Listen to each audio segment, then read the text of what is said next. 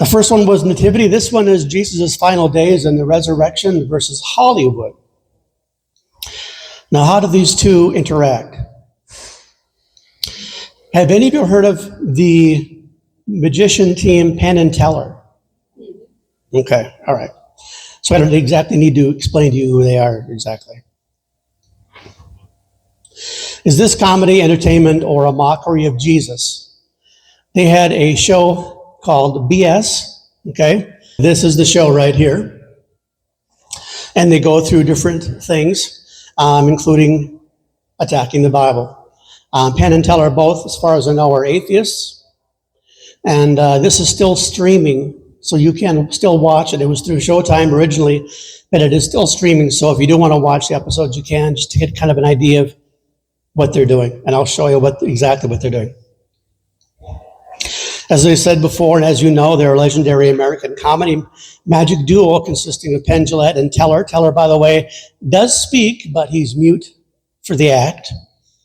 And they're known for their long-running Las Vegas residency and TV programs, appearances, and series like BS.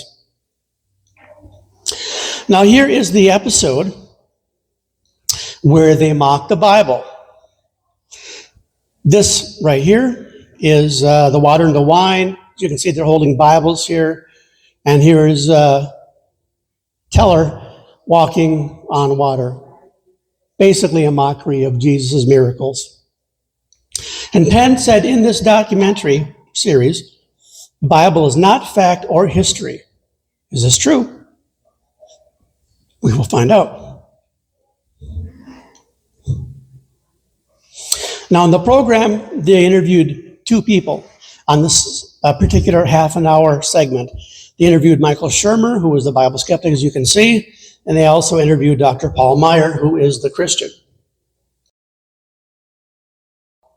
Shermer basically said, it, meaning the Bible, is mythic storytelling and nothing more. He denies the archaeology, but says most of the stuff in the Bible is fiction. Most. To protect himself in case he gets, in case something comes up, and plenty has come up since, believe it or not, 1717.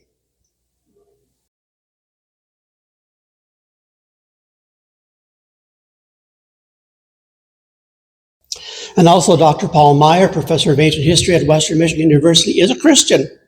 He made his opening statement about the Bible, and they edited his comment. So he wasn't able to complete his comment in this documentary, which is a bummer. It'd be kind of nice to be able to complete what you say. And by the way, this is common in some TV documentaries where they take the Christian or the theist's idea and then they cut it off.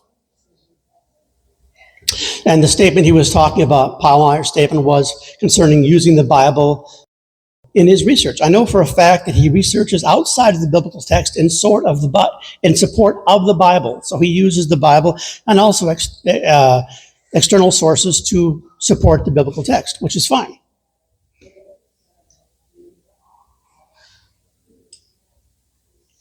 Penn Jillette then mocks Dr. Paul Meyer because he calls himself a doctor, having a PhD. Shermer also has a PhD, but calls himself Michael Shermer. So let's see how they nitpick.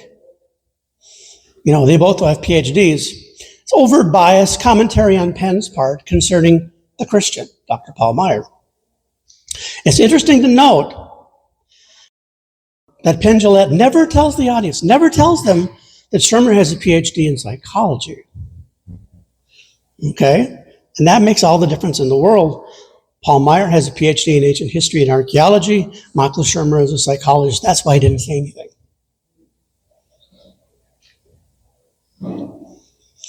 Also, mocking Jesus' ability to heal.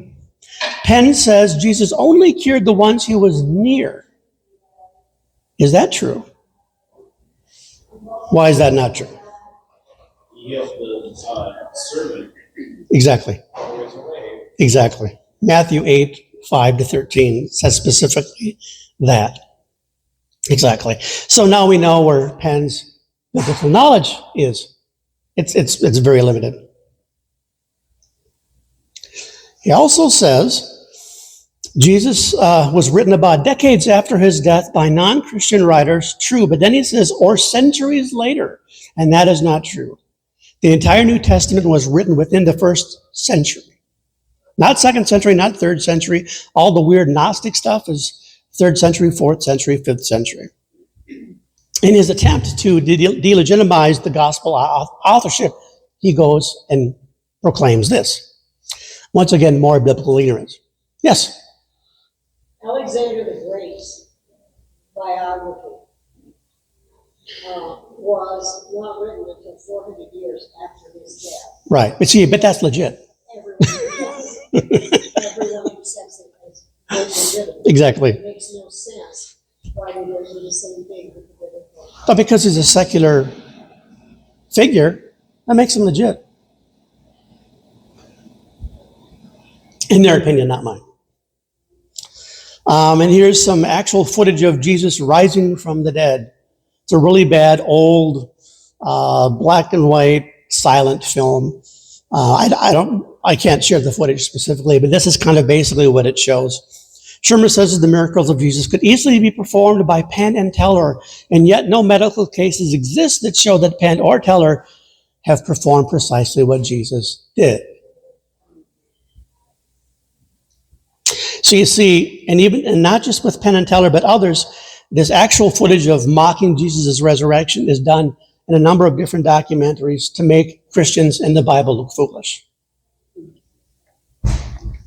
Either that or they're really, really cheap, because this is public domain, the footage. It's not owned by anybody. In my opinion, this is a form of bitterness disguised as satire or parody what Penn and Teller do. It also contains bad information and a premeditated bias against one of its guests, Dr. Paul Meyer. Carefully research on what is being said on any program that involves Bible characters and events. It is crucial to avoid being deceived. Is it scripturally accurate or someone's opinion?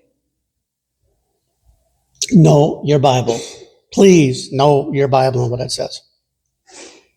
We talked about this before, but I'm going to go over it briefly concerning who owns what. Now, this gets into the Hollywood part of it.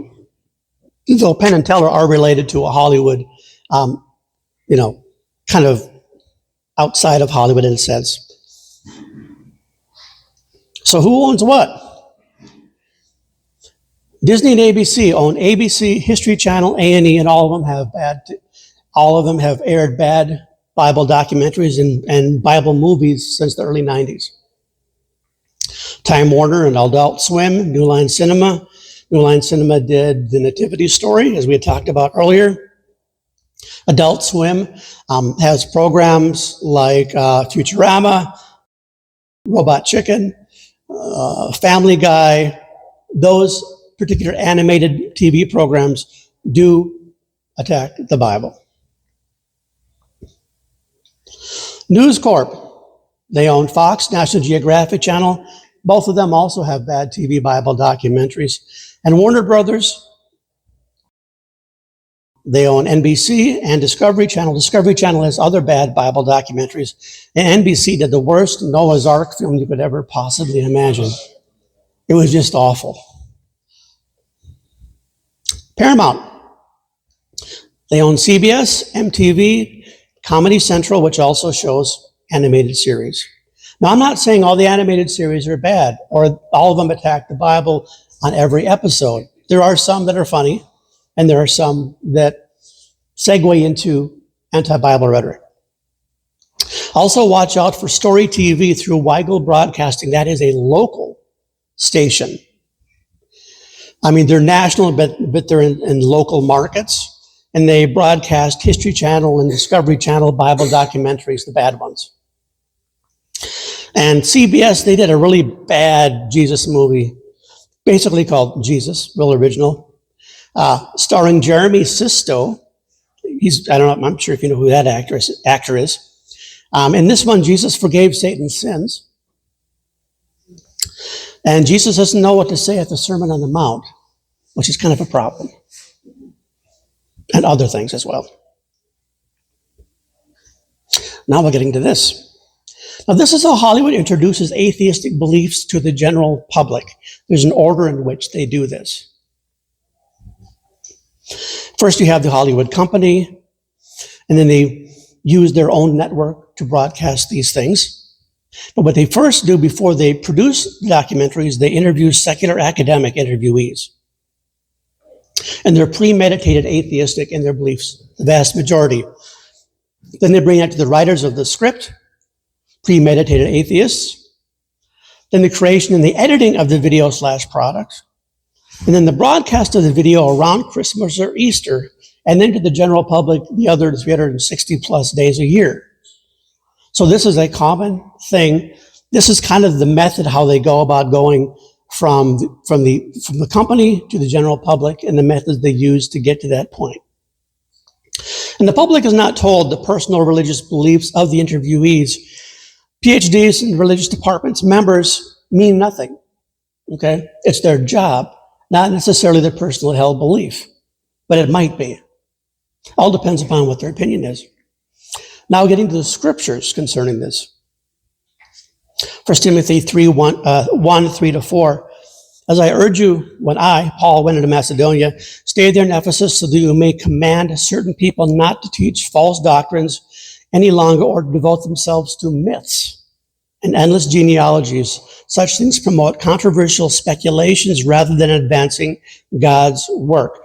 A lot of the networks do that. A lot of the movies do that.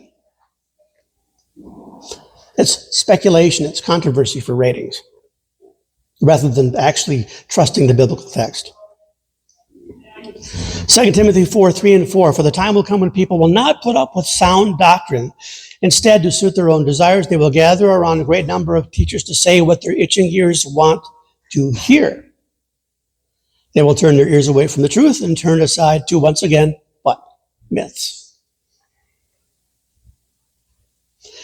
Ephesians 5, 10 and 11, carefully determine what pleases the Lord. Take no part in the worthless deeds of evil and darkness. Instead, expose them. And I guess, in a sense, that's kind of what I'm trying to do.